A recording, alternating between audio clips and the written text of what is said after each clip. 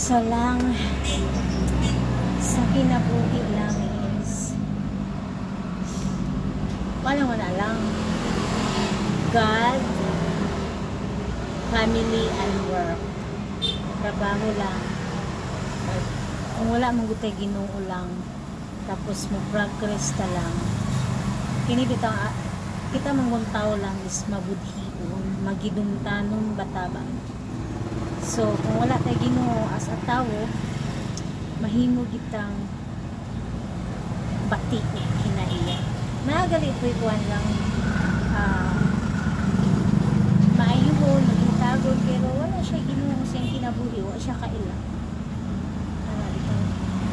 So dili gyud na siya counted lang. Kinahanglan jud na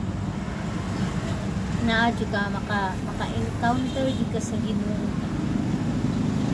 Mao din na siya sakto kay kanang pagkamaayo nimo